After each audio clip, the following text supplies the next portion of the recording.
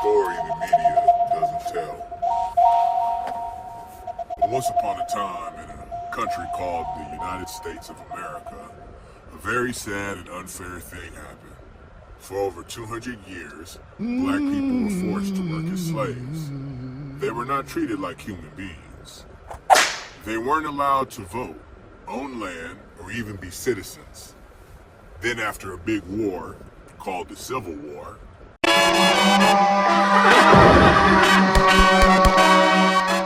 the United States of America said slavery is wrong and it must end. So they passed a new law called the 13th Amendment to end slavery forever. But there was a problem. Even though slavery was gone, the old laws still said the black people weren't citizens of the country. That meant they didn't have full rights. They couldn't vote, run for office, or be protected like everyone else.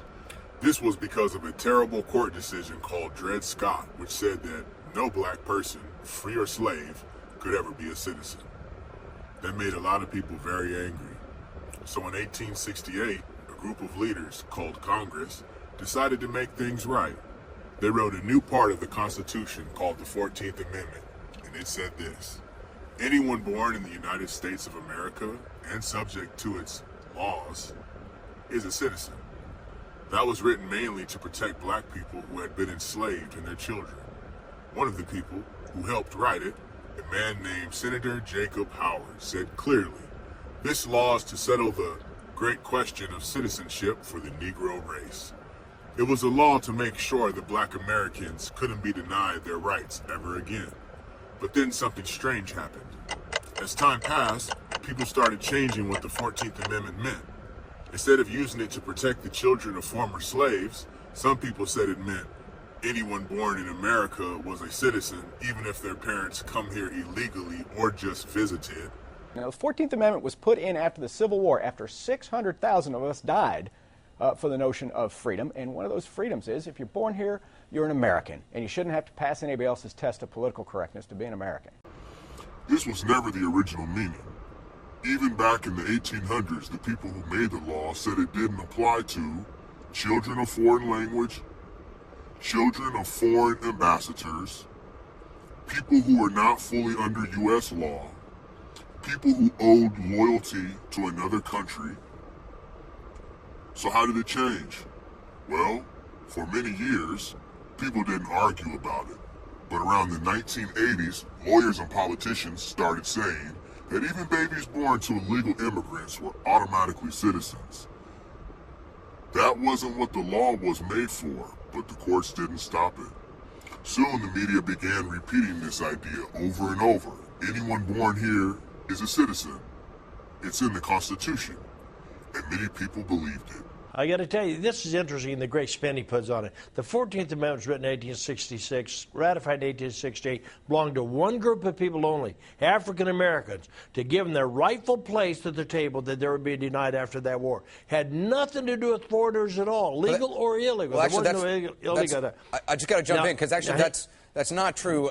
We've been doing some research. What is not true? If it only applies to African Americans, which is clearly wrong, and the senator's wrong about his history, he's wrong about his constitutional scholarship. Even big news stations like CNN began inviting people on their shows to say this again and again. If it only applies to African Americans, which is clearly wrong, and the senator's wrong about his history, he's wrong about his constitutional scholarship. Now, the 14th Amendment was put in after the Civil War, after 600,000 of us died for the notion of freedom. And one of those freedoms is, if you're born here, you're an American, and you shouldn't have to pass anybody else's test of political correctness to be an American. They didn't tell the full story. They didn't say that the law was made to protect black Americans, the descendants of slaves, not just anyone. Some people, including black Americans, tried to speak up and say, wait, this law was made for us. Why is it being used for something else? But they were ignored. Until one day, someone very loud and famous, the President of the United States, Donald Trump, said, I'm grateful to the Supreme Court for stepping in and solving this very, very big and complex problem, and they've made it very simple. I want to thank Justice Barrett, who wrote the opinion brilliantly, as well as Chief Justice Roberts. and Justices Alito, Gorsuch, Kavanaugh, and Thomas. Great people.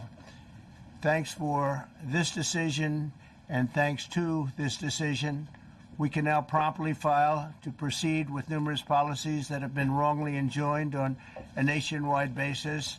And some of the cases we're talking about would be ending birthright citizenship, which now comes to the fore.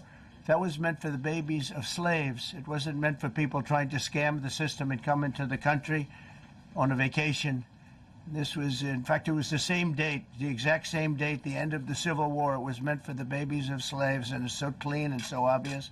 But this lets us go there and finally win that case, because hundreds of thousands of people are pouring into our country under birthright citizenship, and it wasn't meant for that reason. It was meant for the babies of slaves. The media got angry. They said he was wrong. They said he was changing the Constitution. This case centered on President Trump's executive order from his first day in office to change the interpretation of birthright citizenship. Something guaranteed in the Constitution with the 14th Amendment. The president's plan would deny citizenship to children born in the U.S. who have parents in the country illegally or temporarily.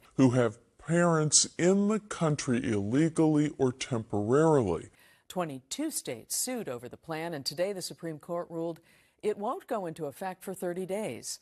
Today we spoke to an immigration attorney who tells us this will open up Pandora's box. He says this will also make a mess of the Constitution's 14th Amendment regarding the automatic citizenship for almost anyone born in the country. 22 states that sued the United States federal government, stating that birthright citizenship is a constitutional amendment that's been respected for many years and cannot be eliminated with just the wave of a president's pen on an executive order. Inside this nonprofit organization in San Bernardino, they say calls have been coming in from concerned expecting mothers who are here illegally. On social media, Governor Gavin Newsom posted, "We are committed to holding the line and will keep fighting to ensure this injunction remains in place for good." But actually, he wasn't. He was just saying that what the original writers of the 14th Amendment had said all along. So now, more people are starting to wake up. They're starting to ask questions. They want to know the truth. Because for too long, the media has told only half the story.